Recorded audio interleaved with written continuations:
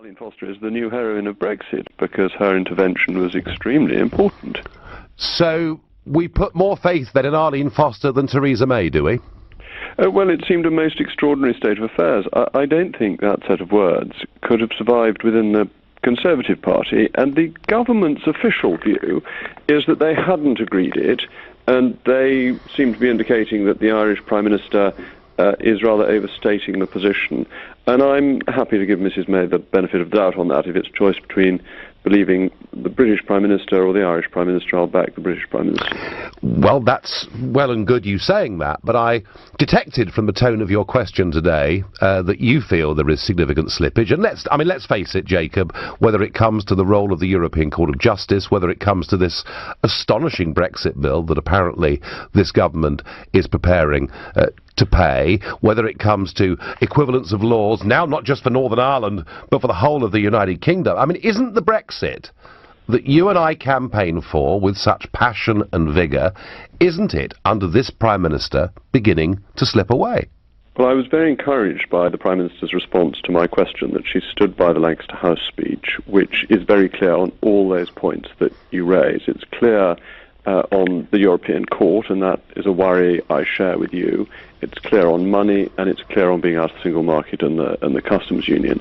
I'm afraid the Chancellor's comments, which I only heard in full when you broadcast them a moment ago, yes, fail to understand the law that the House of Lords, in a very good report in March of this year, set out quite clearly that when we leave, under Article 50, if we don't have a specific agreement making provision for money, we owe them nothing under UK, international or EU law.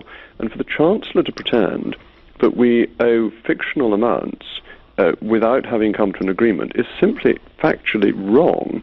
And I cannot understand why a Chancellor, when money is so short, when we have the threat to the Royal Marines, when the newspapers have been saying the army may go down to 50,000, when the NHS needs money, that he should be saying, well, we'll give them 40 billion because we committed to in a previous life. I thought that was a very deeply disappointing comment. Yes, no, I'd agree with that totally. In fact, wholly irresponsible with taxpayers' money without any need to do so. No, I completely understand that. But Jacob, you're a very loyal party man, and I understand that. But it does seem to me that when Theresa May gets up at the Lancaster House speech, or whether she gets up at the Commons today, she parrots out these lines that she's probably been told in her briefing is what she has to say.